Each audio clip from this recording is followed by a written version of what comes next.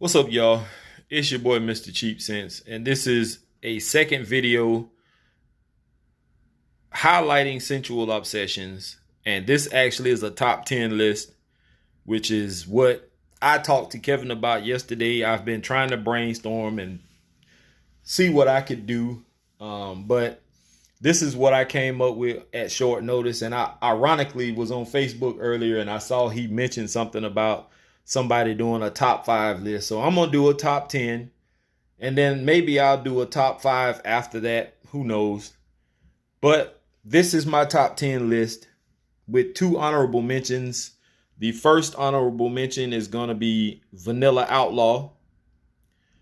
And I know 2 gentlemen from Outlaw Frags, James and Russell, who may not be too happy about that being an honorable mention, but I like the fragrance. If you're a vanilla fan, it's right up your alley. I like vanilla, but I don't want vanilla through the whole entire fragrance to be the dominant note. I want changes, and this one didn't give me enough change. So even though it is good, it didn't make my top 10.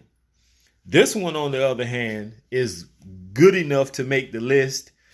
For some reason, I just love sweet fragrances. Although this is a sweet fragrance, there are others I have in the list that are a little bit better to me. And his version of 2016 Invictus Aqua. And I don't know why every time I try to get this one to focus, it won't focus.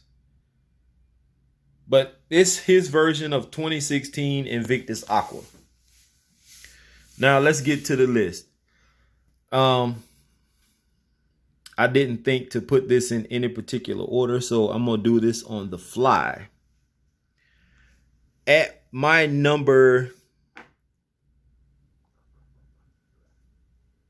10 spot, I'm going to go with the one I'm actually wearing today, which is his formulation of Bleecker Street. This is a nice fragrance. Now, at this point, I've had this on since I want to say about 10 or 11 something this morning. It is around 2 something, and it actually already is a skin scent, but it is nice. I like it. And I'm glad to have it. So Bleecker Street is at my number 10 spot. Number 9, I think I'm going to roll with this one. Virgin Island Waters. Some people don't like it because of that coconut vibe that it has. I don't eat coconut.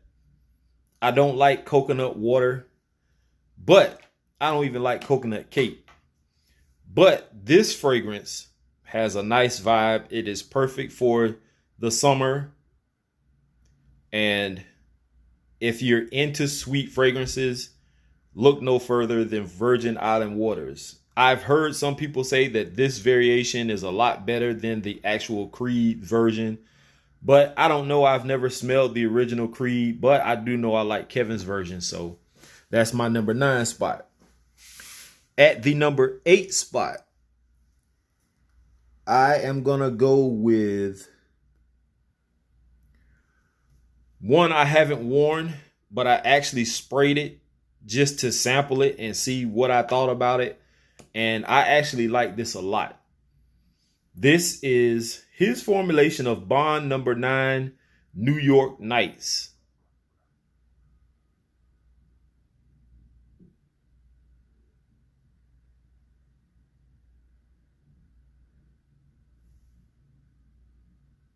I actually like this fragrance a lot.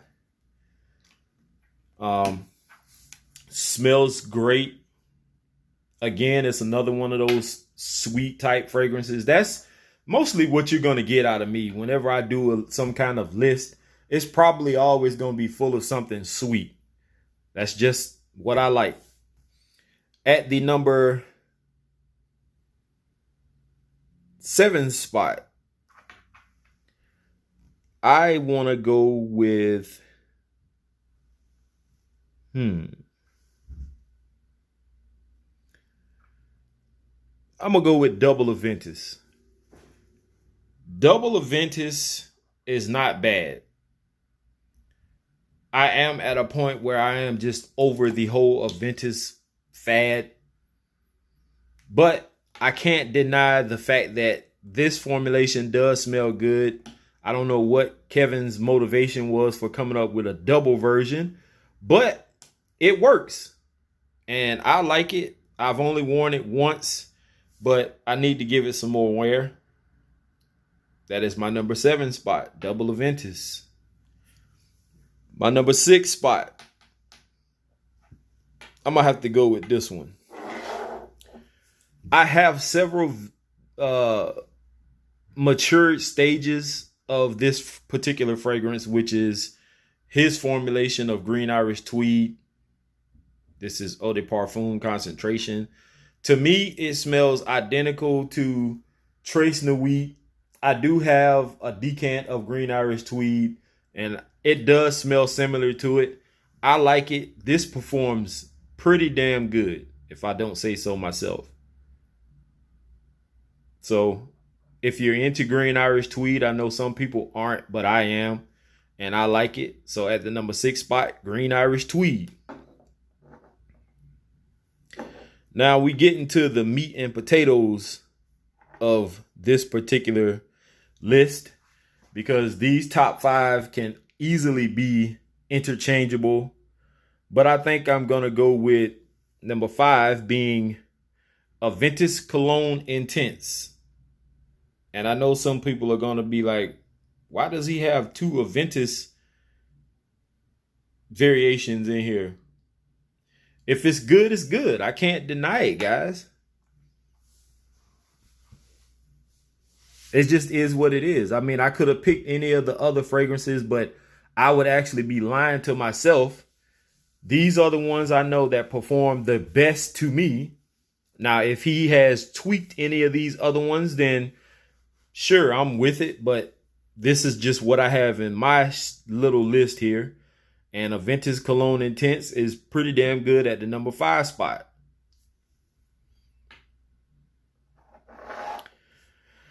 At the number 4 spot, one that got me a lot of compliments when I wore it to work. And at this particular stage in this list, all of these are going to be pretty much fragrances that I, in some form or another, got some kind of compliment. But this one got me the most, period, out of this whole list. It is Maple Mayhem. And you want to talk about sweet and smelling like some pancake syrup? This is the one. If you like pancake syrup and you don't mind smelling like it, then pick you a bottle of this up, or even get you a little decant of it and try it out. I actually love this fragrance. That's why it's at the number 4 spot. Number 3 is going to be one that I talked about a lot after I hyped up my number 1 fragrance in this list. But this is Lime in the Sky. And Sam Broom actually got his hand on a sample of this, and he liked it. I think Trey Scent said he liked it. There was some rumblings about this one, but not as much as my number 1. But Lime in the Sky is another fragrance that is perfect for spring and summer.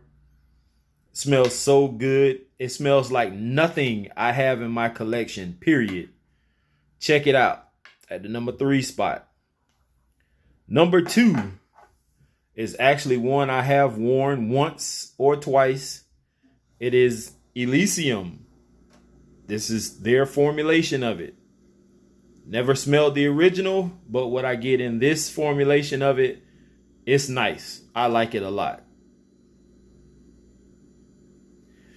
And I'm pretty sure everybody already knows what my number 1 fragrance is. I hyped this to high heaven when he first sent me a sample of this and I got my nose on it. I've never smelled the original version of this, but I will say Kevin's version, if it smells anything like the original, it was a banger. This is Scentual Obsessions formulation of Andy Warhol. And I hyped this up so much because I actually had a decant of it, and I think I gave the decant to, I want to say Georgia Gin, I'm not sure. But you see what I have here now. Kevin sent me this big bottle of it, and this will last me a while, a good while. I haven't even worn this yet. I don't know why I haven't even sprayed this to wear it yet. I'm just holding on to it. I'm letting it mature, let it sit. And special occasions are probably the only time I'm going to really wear this. And this is my #1 fragrance, guys. So I hope you all like this list. Maybe things will change if he comes out with some new stuff or something that I haven't gotten that other people have, and you know, he decides he wants to let me sample them, then maybe my list will change. But Kevin, once again, you're doing a great job, my friend. Keep up the good work. Whatever the naysayers are saying about you, man, don't take it to heart. Let them talk. You keep doing you, because as you know, people are buying your fragrances.